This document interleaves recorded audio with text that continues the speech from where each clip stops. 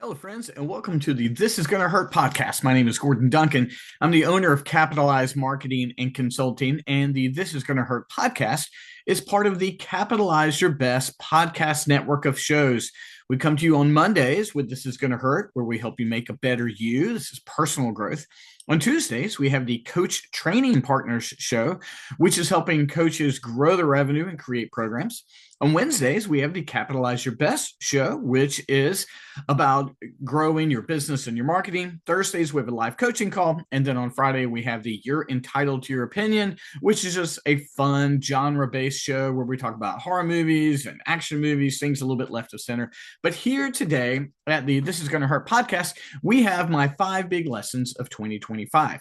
Now, every year in the space between Christmas and New Year's, I do a post on social media or a podcast on what I've learned, the 5 big lessons. And so I was reading through my Facebook memories today and then realized that this is the 5th year. It's funny, the very first year I did 10 lessons, which is a bit much, and then we reduced it down to 5. So this is my 5th year of the big 5.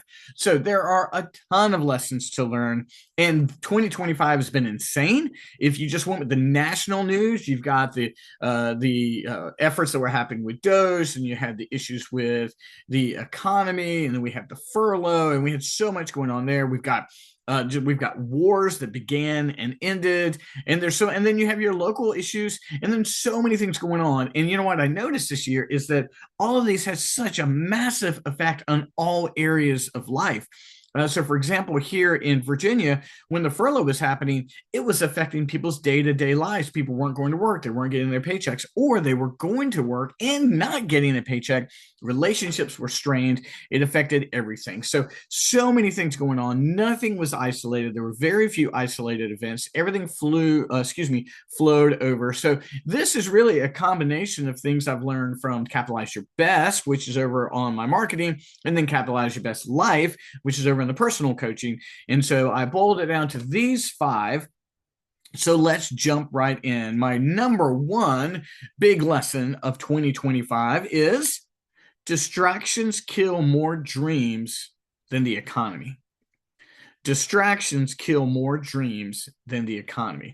So when we look at the growth of businesses or their struggle, it's very easy to blame it on the economy. And don't get me wrong, inflation, tariffs, furloughs, layoffs, those things all affect businesses. And it trickles down to local economies from the national.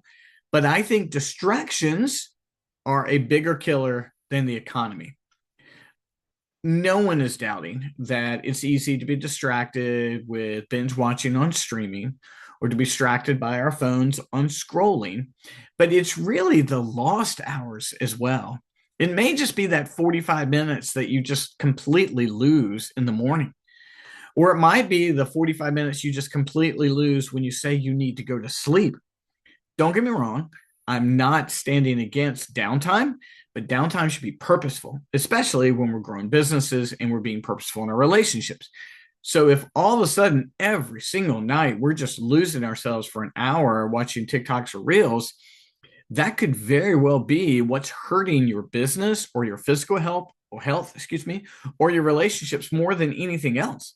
Yes, the economy is a killer of businesses or it's an enabler of businesses, but I think distractions are a killer.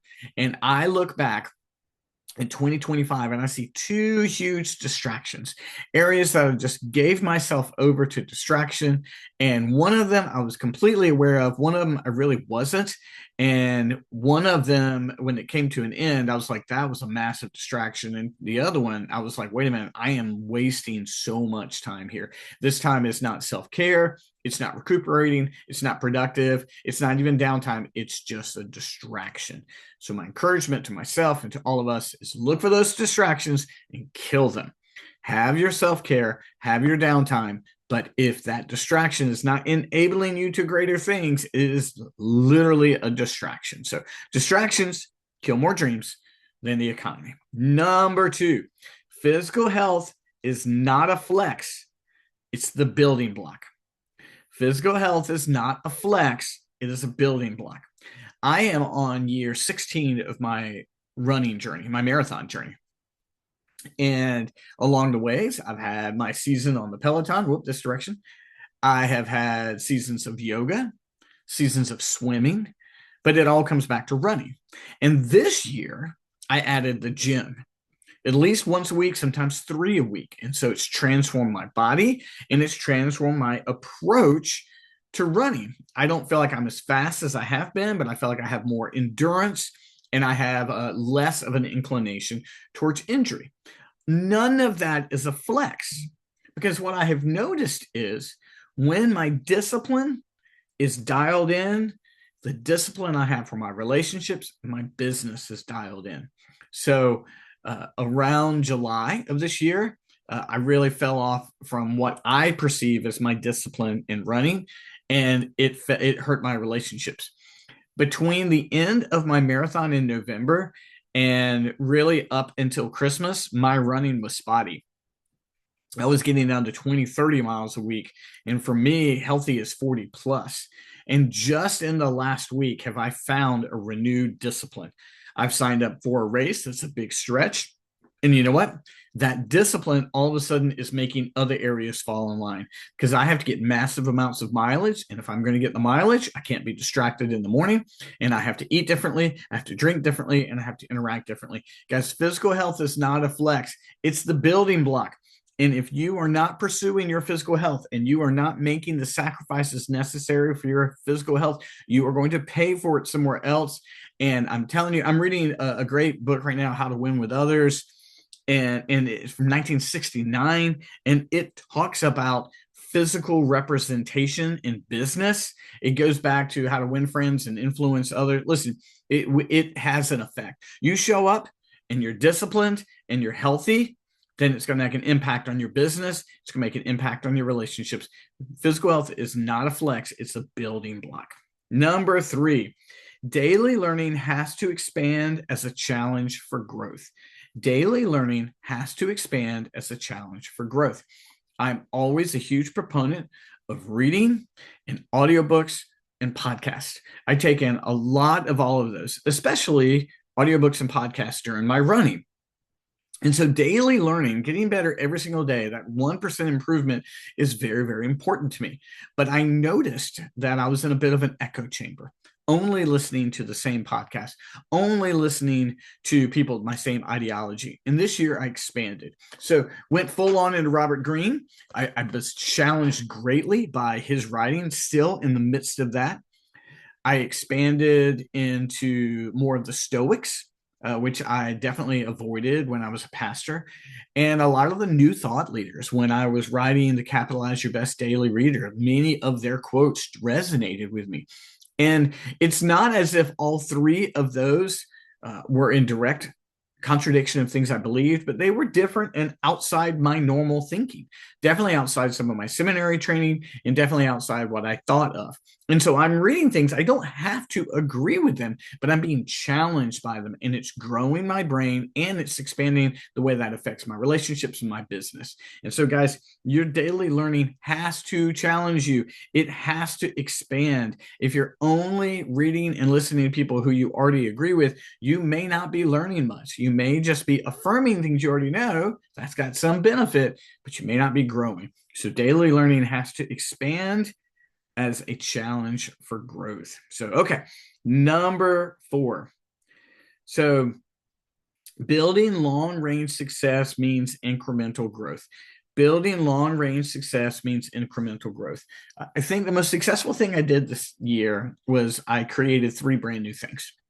Every Thursday, as I mentioned earlier, we have the Capitalize coaching call. Thursdays at 11 a.m. Eastern Standard. This is a benefit to my clients, and I invite folks in every now and then. It's a 30-minute tight coaching call. I committed to that. We did 48 of those this year. And then we created on the 3rd Tuesday of every month, the Capitalize Your Best Life workshops. And then the 4th Tuesday of every month, Capitalize Marketing Labs. So we have a 30-minute coaching call. We have the Capitalize Your Best Life, 2 hours on the 3rd Tuesday, and then we Capitalize Marketing Lab on the 4th Tuesday. These are all brand new. Now, guys, when you think about that, that is 72 brand new events and commitments. It's a lot. And it grew slowly. We had some that had big crowds. We had some that had no crowd. We had a couple where no one showed up. But I know that they are the building block for what I want to create.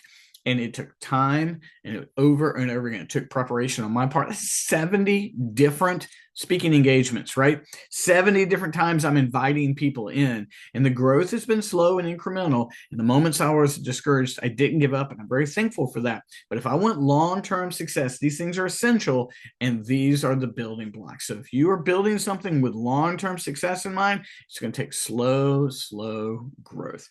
And finally, number 5, appropriately, 5 years into any endeavor is when you really begin to learn. 5 years into any endeavor is when you really begin to learn. I retired from ministry 5 years ago.